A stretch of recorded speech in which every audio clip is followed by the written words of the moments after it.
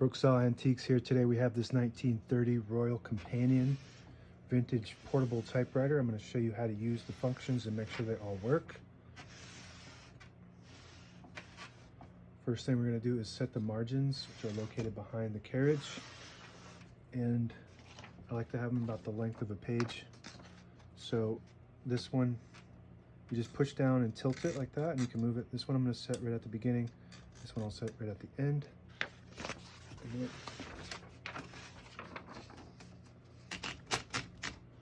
This is the paper bail that sits on top to hold the page down. Then move the margin a little bit closer to the edge.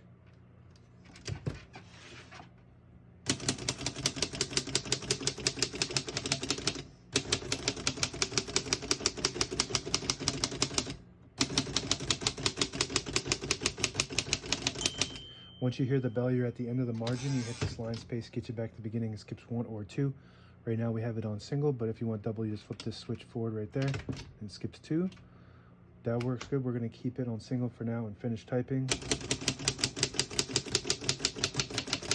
As you can see, all the keys type nice and none of them skip or stick. I'll type a sentence in red on the next line and switch from black to red. Flip the switch to the left. There's a red dot underneath there.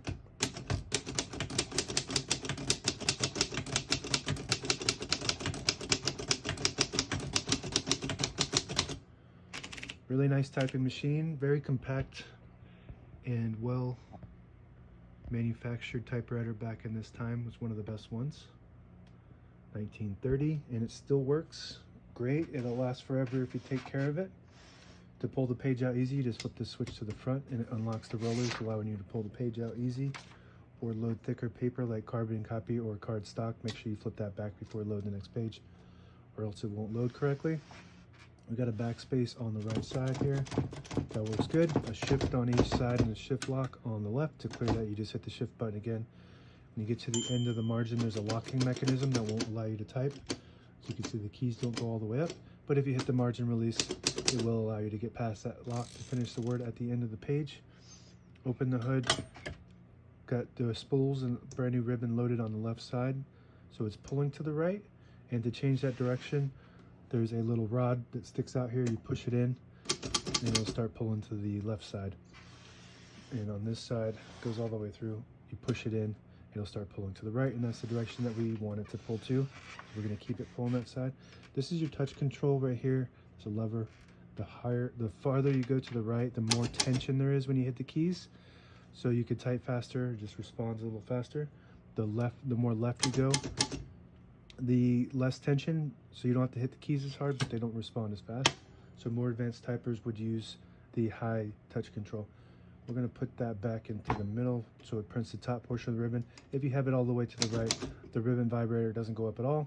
You have it in the middle, it prints the top portion. You have it on the left, it prints the bottom portion of the ribbon. That works good. Got a carriage release on just the right side on this model. That works good.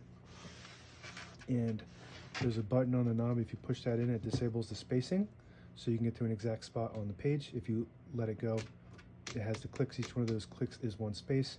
And also this lever up front on this left side here. If you flip it back to the front, it'll disable the spacing too. So you flip it back to the back, each one of those clicks is a space. That works good.